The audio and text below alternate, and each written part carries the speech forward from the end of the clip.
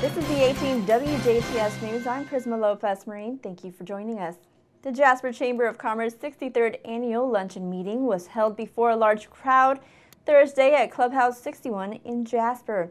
Executive Director Nancy Eckerly of the Jasper Chamber of Commerce welcomed a large group of guests from the Jasper community and other parts of DuBois County and spoke of the Jasper's continuous purpose as a support vessel for area businesses. Outgoing President Craig Henneman spoke about how busy this year has been so far with recruitment achievements and business growth with many ribbon cuttings. Henneman recognized members of the board who finished their term this year: Chris Berg, Tom Betts, Renee Klesse, Leslie Graham, Mike Siebert, and Brenda Stallings. Henneman also presented Chief Operating Officer Dan Fritsch, co-owner of Matrix Integration, with the President's Community Excellence Award. Fritsch has over 35 years of experience in the technology industry and has also had various roles in the community with the St. Joseph Parish, Boy Scouts of America, America's Best Communities, and other roles in the community. During his speech, Fritsch quoted author John C. Maxwell by sharing, "People don't care how much you know until they know how much you care." This resonates to his many years of civic service to the Jasper community, along with his contributions as a technology professional. Fritsch elaborates on the origin of Jasper's growth coming from great leaders in DuBois County. You know, when they were talking about, when they're reading off things about, hey, you've done this for this many years and this many years, you kind of look back at your life and say, wow, I thought that was just yesterday. And it's not. It's 25 years ago that you've been doing those things. So I think it's a great thing to be a part of such a community that is caring and giving. As I mentioned, that, you know, time, talent, and treasures. There's a lot of individuals in this area that give all three of those, and that they it's just a wonderful amount of hours that they put in, and their talents that they use of their expertise and taking what they know and bringing it to benefit others, I think is important. And as I shared, I think people every day open their wallet and donate to great causes, and those things are what makes this a great place to live. He also spoke on how excited he was about hearing of the proposed Jasper Cultural Center as it demonstrates progressive actions from the current leadership investing in the next generation in their leadership. Those on hand heard from guest speakers Dean Vonderheid and Christine Golden from the Jasper Library Board, and Mike Jones and Kit Miracle from the Jasper Arts Commission, who spoke on the Jasper Cultural Center Get the Facts presentation. The keynote speakers referenced information placed online, such as www.myjasperlibrary.org or www.jasperleads.org websites that can be used as informational tools, yet also encourage people to reach out to them if they would like to have more clarity.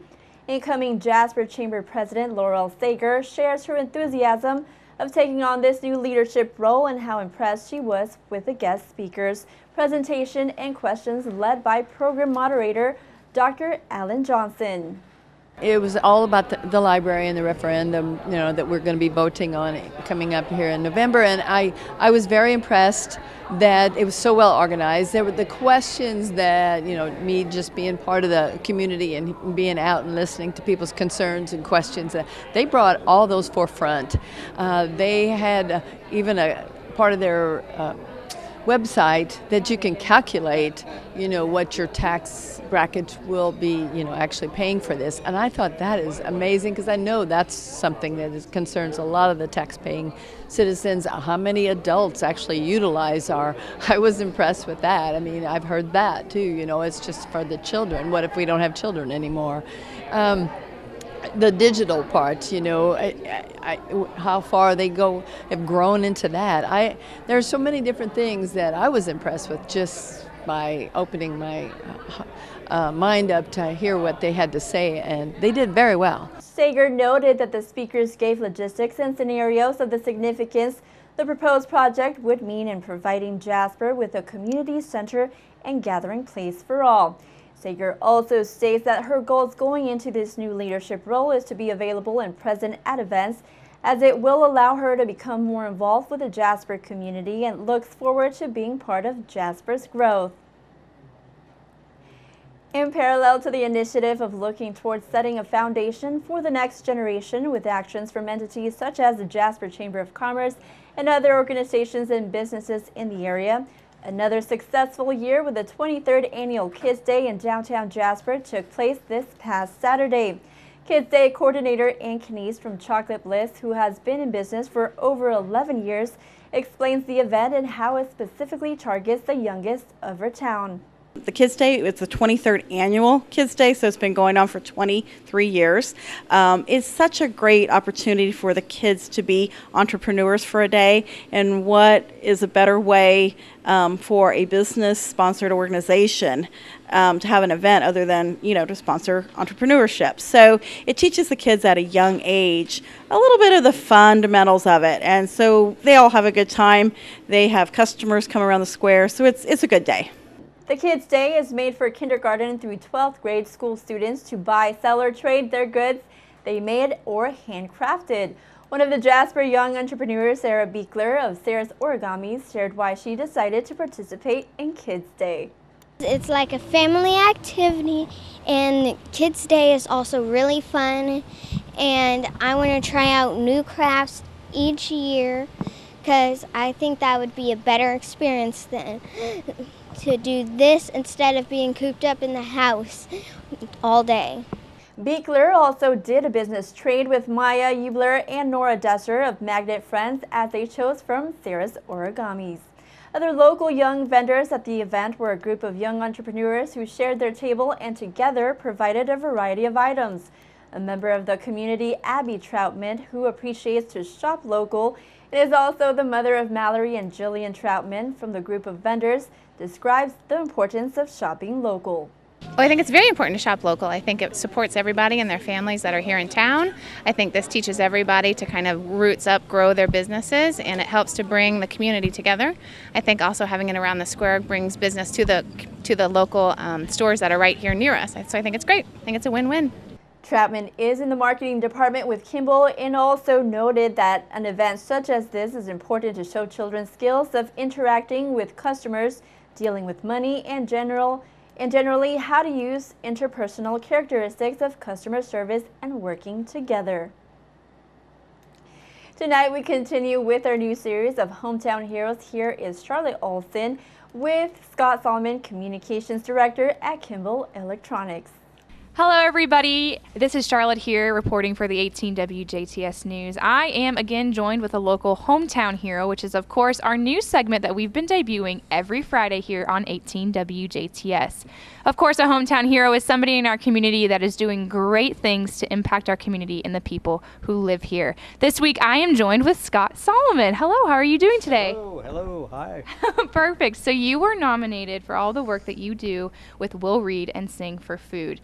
Now, for those out there who don't, particularly know what that is, tell us a little bit about what it is, how it got started. Okay, Charlotte, Will Read and Sing for Food has been around since October of 2011. So this is the end of our 5th season, actually, our next show this month. We're a weird mix of live music and humor essays, and that's how the show runs. And Since that day, since 2011, we have done $71,000 in money raised for over 2 dozen local charities. But then again, the money comes from the audience, so it's not us.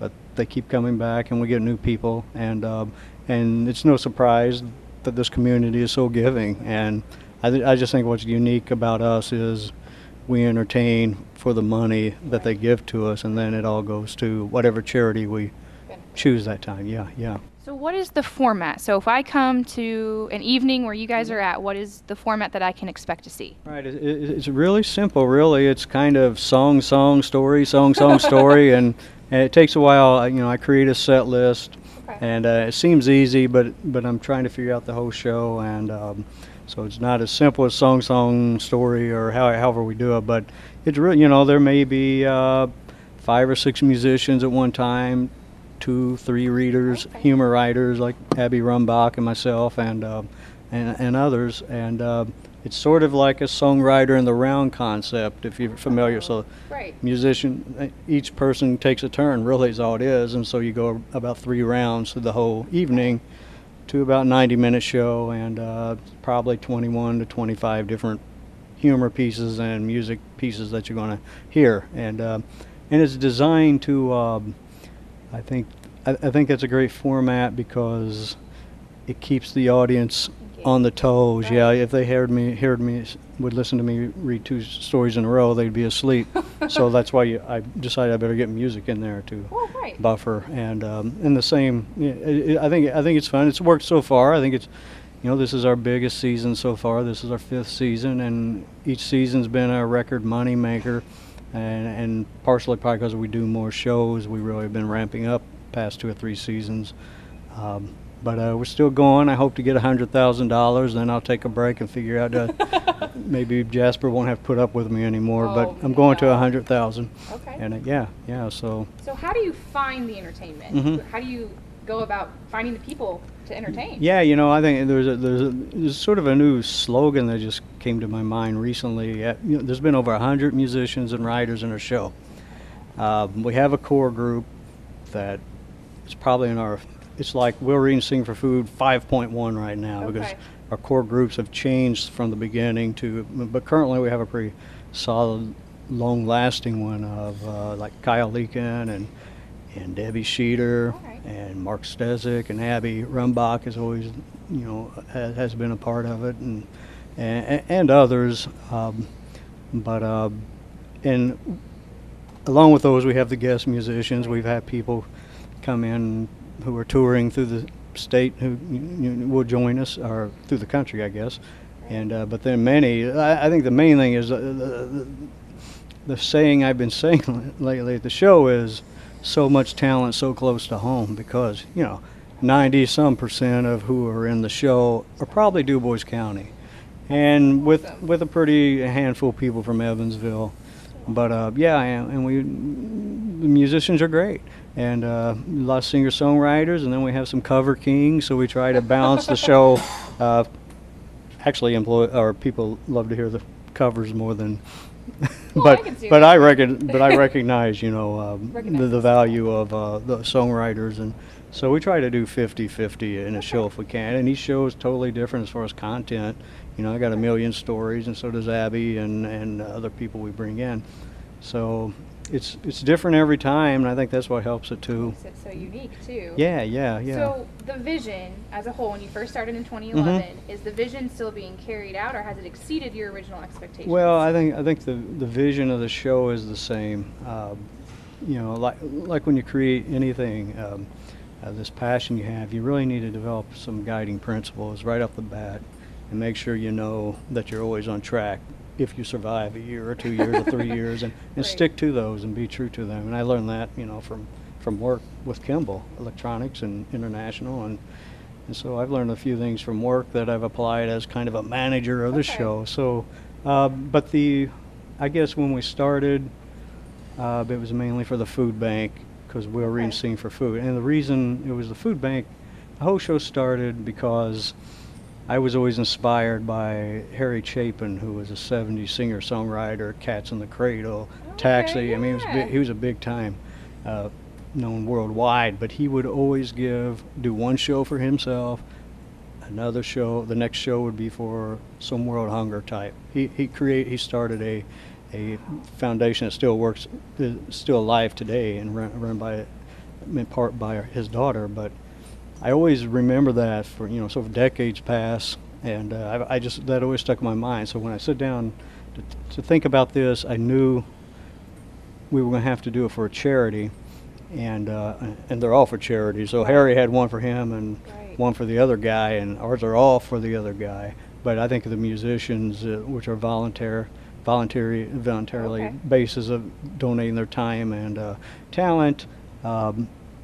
The applause and laughter is pay enough, and it gets them an audience, a different audience, and it's an audience that listens, because they're receptive, and they are engaged, and a lot of the musicians that we have will play snaps and play the bars, and people are talking, and they somehow they can survive doing that. I could never do that, but here on our show, they know that people are here to listen, so that's part of it. The interesting thing, so about 2 years after the show was going, remember Harry Chapin was the inspiration. I met his daughter Jen and we got to talking, and Jen's a good friend of mine now too since then, but she brought her trio down from Brooklyn, New York, and for one of our food bank shows, and it was you know, every seat was standing room only, and that really, it was a full circle moment for me regarding the show, and it was neat that I was the daughter of this guy. Right. And so that was nice, and that's led to a lot of other artists joining because Jen was in it, and so it's cool things like that. You know, we did the Astra in 2014, the first time anything had been done in there for like 12 years. This was before the Next Act thing, and we had a Saturday show, or Sunday I think, afternoon and evening, and afternoon was a beautiful day, I remember, but it was half full, but then the evening show was totally full at the Astor, so that was the first time. That's the biggest audience, like wow. And we've done it, we've been there like last spring and did all right, close to the sellout. So we have a show October 8th there for Friends of the Jasper Library, and got a lot of cool things coming up in that October 8th show. I found a Latino band down at Huntingburg that's going to star in it, and Prisma is going to be doing something. And a young lady from WNIN, she's going to be, she's Latin from I can't remember where anyway, but so we got a lot of, it's just going to be neat, plus the normal folks that'll be in it. I'm excited about that one. So what has been, I guess you've kind of touched on this next question, but what has been your greatest joy, and what kind of keeps you motivated to keep going? Because it is such a wonderful, wonderful foundation, organization, and just what is your joy? What's your joy behind it? The groupies, definitely the groupies. The Will Read and Sing for Food groupies are great. It keeps me going. Just kidding, there are no groupies. But what keeps me going, when we started doing this, and eventually, a lot of times it was just like bring a canned good when we were in the food bank, and it was pay what you want or bring a canned good and you're in. We did that for several months, but the money started adding up more than the cans. There were a lot of canned goods, but the money put in the goldfish bowl started, and I was keeping track, and then we get to like $3,000, and it was like, oh my God, $3,000, and then we start charging. We figured we need to start charging $10 a head, and we started doing more than just food bank shows. And so what that taught me was a financial goal has become, at this point, for doing good for others financially is what keeps me going, because now I'm measuring from 3,000, now we're up to 71,000. It's like, I can't believe this, but you know, there's a lot of people involved and a lot of audience members who make that happen. So that keeps me going, and what keeps me going is, again, you know, so much talent so close to home. I mean, I don't think there's another thing in the county that's really highlighting the great musicians. Oh my gosh, all over. Yeah, I don't even want to start naming them because I'll leave people out. But so giving them the spotlight and the enthusiasm they have for our show, and want to come back, and so yeah, I mean, definitely spotlight on all these and some of the writers, and I'm beyond. I've done, you know, maybe 3 pieces a show, and we're up to 90 some, and I'm beyond really caring if I'm up there reading or not. I still love the laughs, but I sure do like it when the others are getting the laughs, and I like seeing. There are a lot of wallets in this town that I haven't got my hands in yet for this show. Too many. It's crazy. You hear me? It's crazy, people. So many people have not come to the show. So you need to come. Yeah, and once you come, you'll come again. Well, thank you for sitting down with me and sharing so much about this with me. I definitely learned a lot, and it's just so awesome what you guys are doing, and the numbers that are being raised for these wonderful charities in our community is so incredible. That's amazing. It takes an army. It takes an army. It takes a village, and a village idiot started it. But seriously, it's heroes, because, like I said, over 100 people who have donated their time and talent. Right. That's what it is. It's not me. I'm just managing it, and well, everyone needs someone to help Oh, lead. sure, And sure, so sure. you were definitely the hero for that, for even coming up with the vision and Yeah, to yeah. get this thing off the ground. And I thank you so much for Well, I sitting down with appreciate me. it too. Whoever nominated us for this, thank you. Yes. I'll pay you back sometime. Absolutely. So, everyone, this is me, Charlotte Olson, again here with Scott Solomon, our hometown hero of the week. And we just learned about We'll Read and Sing for Food. And like he has said in the interview, if you've never been, you definitely need to come. So show up at one of the next ones. There's a Facebook page. We're also going to post some other showings that on our website. So check out any of those social media outlets to see where you can show up and attend one of these wonderful shows.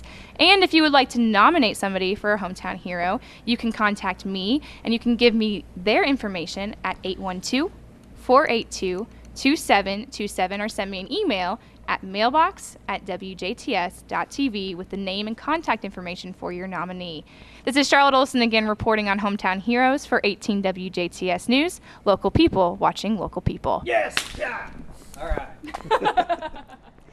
Thank you, Charlotte. It's so wonderful to showcase those in our community who make it such a wonderful place to live. And to nominate, you can call 812-482-2727 or email mailbox@wjts.tv. Stay tuned. Weather and sports is to come on 18 WJTS News.